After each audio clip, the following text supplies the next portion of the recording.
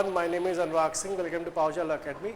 और इस वीडियो में हम लोग देखेंगे एक रिसेंट केस लॉ जो कि स्टेट ऑफ तेलंगाना वर्सेस हमारा जो है मोहम्मद अब्दुल कासिम का केस है। ठीक है, इसमें हम लोग को देखना है section 114 of CPC. This is review. ठीक है, now the power of review exercised by the court.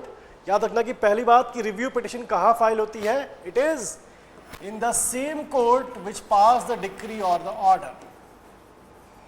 In the same court which passed the decree or the order. ठीक है, तो आप उसी में करते हो, बट ये याद रखना कि इसका मतलब ये नहीं है कि आप कभी भी कर सकते हो। देयर आर सर्टेन ग्राउंड्स, और सेक्शन 114 जो है ग्राउंड बताता है कि कब होगा, where appeal is allowed from the decree और order but not preferred. Appeal is allowed but not preferred. Right? दूसरा, appeal is not allowed. Second ground is where the appeal is not allowed. और हमारा तीसरा है, the third one is कि where it is upon a decision by a reference from the court of small causes. Decision on a reference by a court of small causes.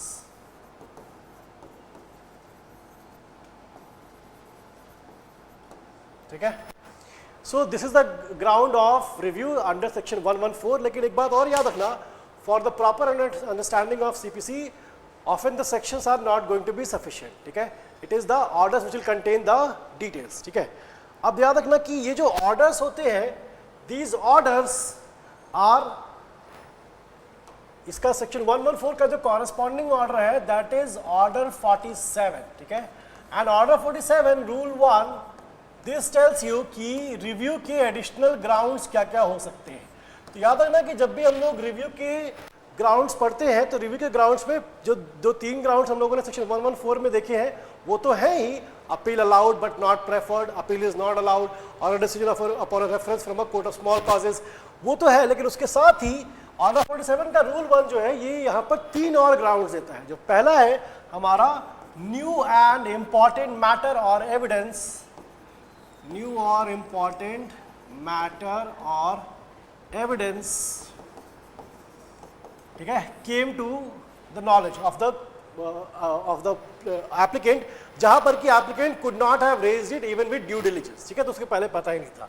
तो ये number 4 add होता है हमारा। Number 5 is error or mistake apparent on the face of record.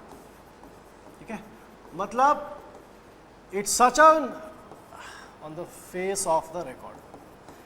ठीक है, it's such a mistake which is clear or apparent. Yeah, it is clearly shown, it is clearly visible, it is an obvious mistake on the face of the record. And the last one is any other sufficient reason. Any other sufficient reason.